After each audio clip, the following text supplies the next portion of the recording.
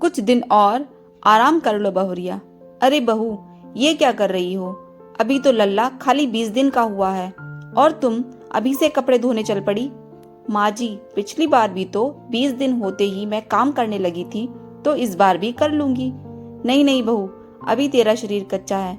आस पड़ोस के कोई देखेगा तो क्या बोलेगा कि सास इतनी बुरी है कि लल्ला होने पर भी बहू को 1 महीने आराम नहीं करने दिया। लेकिन माँ, गुड़िया पैदा होने के बाद भी तो मैं 20 दिन बाद सारा काम करने लगी थी। सास बहू की इस बहस को सुनते ही काजल की दादी सास ने जोर लगाते हुए कहा, बहुरिया, तू क्या पिछली बार का राग अलाप रही है? पिछली बार कौन सा तूने लल्ला जना था जो तेरे लाड चाव करते? बेटी पैदा करने पर भी इतने तुझे सुलाए रखा, वो क्या कम था? इस बार लल्ला लाकर तूने हमें सोने की सीढ़ियां चढ़ाया है, तो हमारा भी तो फर्ज बनता है ना कुछ लाड चाव करने का। ज्यादा बहस मत कर और अंदर जा, देख लल्ला कब से रो रहा है। जाकर उसे दूध पिला, बेचारे का गला सूख गया होगा। तभी काजल को कमरे से बाहर देखकर 2 साल की गुड़िया आंख मलते हुए उससे चिपट गई। मम्मी मम्मी, दूध पीना है। हाँ मेरी गुड़िया, अभी लाती हूँ तेरे लिए दूध, कहकर काजल अपनी बिटिया को प्यार से पुचकारने लगी। तभी दादी सास फिर कड़क कर बोली, तुझे क्या लगता है हम तेरी बेटी को खाना पीना नहीं खिलाते? सारा दिन तेरी सास इसके आगे पीछे घूमती रहती है। इसे तेरी सास दूध पिला देगी, तू जा लल्ला के पास। काजल भारी कदमों से अंदर जाकर अपने बेटे को दूध पिलाने लगी, लेकिन उसका मन बहुत बेचैन था। रह रहकर उसे वो दिन याद आ रहे थे जब उसने पहली बार ही बेटी को जन्म दिया था।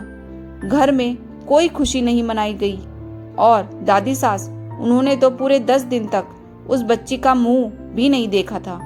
काजल को खाना पीना भी साधारण ही दिया जाता था। हाँ, काजल की सास कभी कभी दादी सास से छिपकर दाल में 2 चम्मच घी डाल देती थी, तो कभी सौंठ के लड्डू खिला देती थी। काजल के हाथ पैरों में दर्द रहता था, लेकिन मालिश वाली भी नहीं आती थी। प्रसव के 20 दिन बाद ही दादी सास ने कह दिया, बस बहुत हो गया आराम, अब बहुरिया से कह दो अपना चूल्हा चौका संभाले।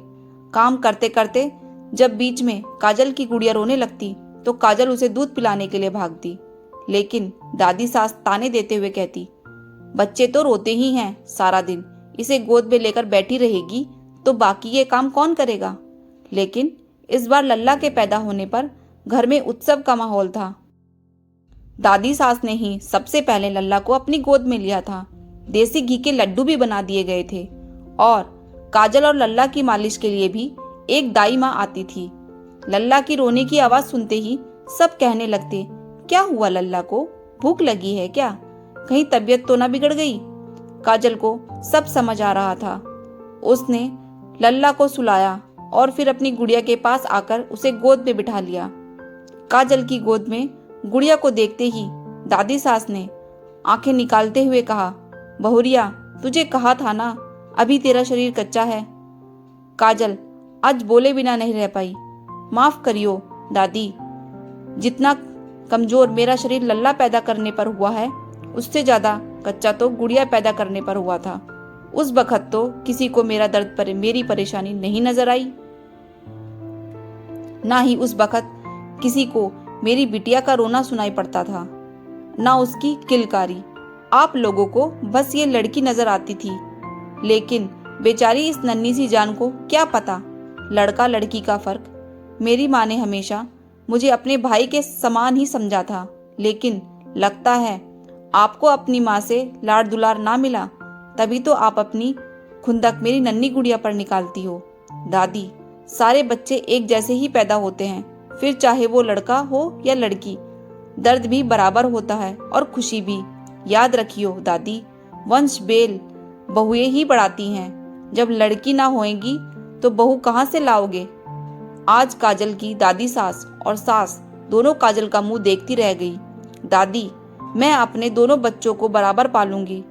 एक माँ होकर भी अगर मैं खुद ही अपने बच्चों में फर्क करूंगी तो इस दुनिया समाज को क्या दोष देना। दादी की नजरें नीची हो गई थी और काजल की सास के चेहरे पर एक मुस्कान उभर आई थी। वो तो आज तक अपने बच्चे के लिए आवाज ना उठा सकी, लेकिन काजल ने आज वो कर दिखाया।